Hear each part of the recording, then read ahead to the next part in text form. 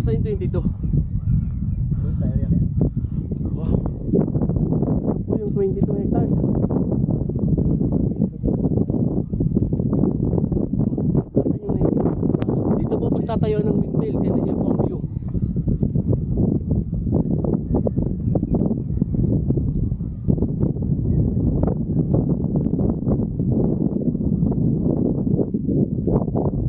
Mamaya tayo, hintayin natin dito si ano. Layo pa. Nandinig patay. Malayo pa. Hindi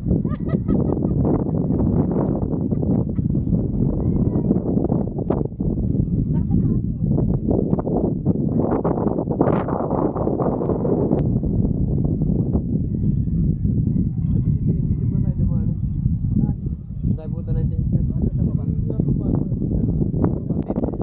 50 pesos po ang per square meter. Pagtatayon po ng windmill to, itong area na to, yung hanggang doon sa ibabaw, magmula po ng KM90, yung part po doon, magkakaroon ng kalsada yan. Potential po itong kabundukan na to. Nasa barangay ng Yabak po, nakakasakop dito, barangay ng Yabak, Real Quezon. Ang pagtatayon po ng windmill ay magmula po dyan sa Marcos Highway, sa may KM90, yung pong doon sa may Galalan, Pangil sa taas, nagumpisa na po. Dito po nagko-consolidate ang windmill sa lugar na to, yung mga dadaanan ng kalsada. Nilalagyan po nila ng kontrata yung pong mga madadaanan ng kalsada. For 25 years po ang contract. Tapos po doon sa barangay ng Tagumpay, yung Kapalong, doon din po. Yan po yung mga paglalagyan. Tapos po sa parting Lubayat, Quezon. Marami po akong video gagawin. Hindi ko man po marating yung pinaka area ng 22 hectares na sinasabi dito po. Pero yan po yan, yung bundok na yan. Yan po yung kay Sir Joey na na-down na niya. May mga waterfalls po yan, hindi mawawalan. Kaakyat pa po kami dito. Nasa pinakatap na po tayo ng bundok ng KM18. Ito po yung barangay ng Yabak, Real Quezon. Ito naman po yung Magsaysay, Siniluan Laguna at Pami Laguna. Nasa pinakatap po tayo ng bundok. Nalit yung isa namin kasama, nanibago siya kasi first time na sumama sa amin dito sa pagtitripping. Ang target place po natin dito ngayon, kaya nandito tayo sa top, yung 22 hectares po na binigay sa amin ng magkakapatid, 50 pesos per square meter. Yan pong kabundukan na yan. Sa unahan po ng 19 hectares, sa magkakapatid din po ito, 10 ang titulo. Pero ito po nabili na ni Sir. Excuse me po, nuubo pa tayo. Nasa abroad din po yung nakakuha, Sir Joey. At babalik po siya ngayon para bayaran to. Yung 22 hectares po available sa magkakapatid din po yan. Nasa gitna po ng kabundukan. Pero para sa impormasyon po ng mga viewers natin, dito po magkakaroon ng windmill. So magkakaroon po ng kalsada from dito sa lugar na to papunta po labas ng KM90, yung Marcos Highway. Pagpipitas-pitasin po natin ang mga presyuhan po dyan, 100, 150. Pero kung lahatan po yung 22, isang tao o kaya company ang kukuha, 50 pesos po ibinibigay yan sa atin. OCT title, yan po yung kailangan ng may maturity for 10 years. Pero more than 10 years na po ang mga klowa dito na awarded sa mga tao na galing po sa DAT. Yan po ay pwede na siyang i-transfer, kaakibat lamang po ng ilang mga clearances na provided ng DAR. At may proseso naman po para mailipat sa pangalan ng makakabili. Ang maganda po, mura, pero pag may kalsada na po ang windmill, aangat na po ang presyo dyan 100%.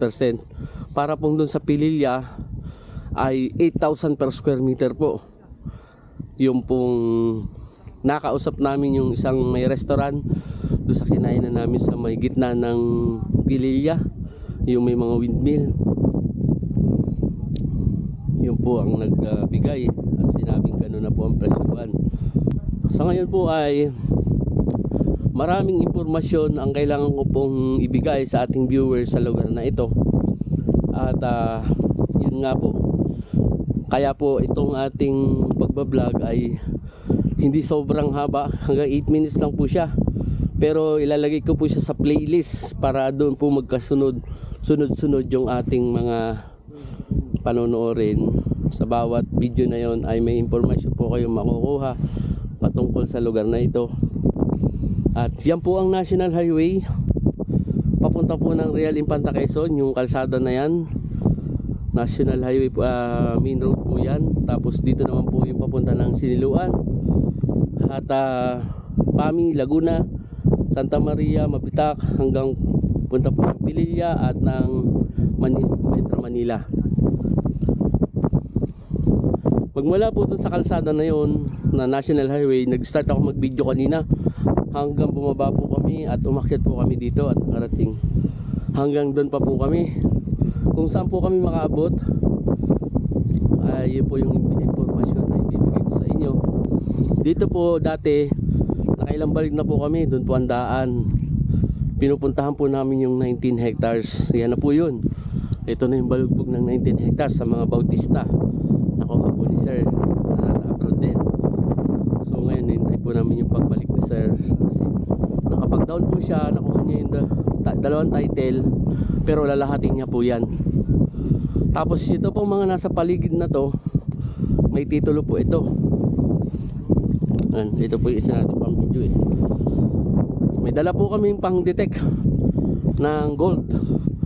Yan, hindi pa namin magamit kasi puro lupa pa yung nandito. Pagdating po dyan, yan, may mga river po dyan eh. May mga bato-bato na dinaanan ng mga waterfalls. Maraming kwento po dito na ito po dati pinagkotahan ng mga Hapon. Potential po ito ngayon dahil nakikita natin at ang presyo naman ay napakababa pa. Ano kuya ang nasa ng mga sa mga bueno dito? Ito pa. Anong pangalan? Yung kay Ninong Ferdinand. Ferdinand? Bueno. Katabi nung kana ano? Kala Nandito sa Pacific. yun, binibenta rin yun. 1.5 hectares yun. Dito sa pinakaibabaw. Ano, kaya pa? Tanggal na. Ay, dapat pala nagbota ka. Hindi, dapat chinelas na lang. Parang tira mo, Parang nadali. First time po niya makasama sa amin, Patrick. Pinsan ni Dimple. Siya po yung body sa pag-drive. Sa lahat po ng lakad, pag-transfer ng lupa ng mga titulo. Kaya na nga po ang na-experience niya ngayon yung paglalakad dito sa kabundukan. Ayan. Binabaybay namin mga daan po dati ng logging road. Pero ngayon ang mga nakadaan dito, mga ano po yung kabayo, kalabaw, yan. Dumadaan. Yung mga panghakot po ng kanilang mga niyog. Parang nakakagutom na. Saan tayo kakain? Sa baba. May pandesal. Ah, may pandesal.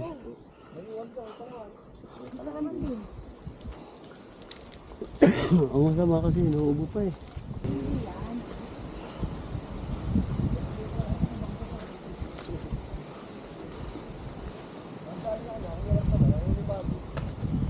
Muna, cut ko po muna uli.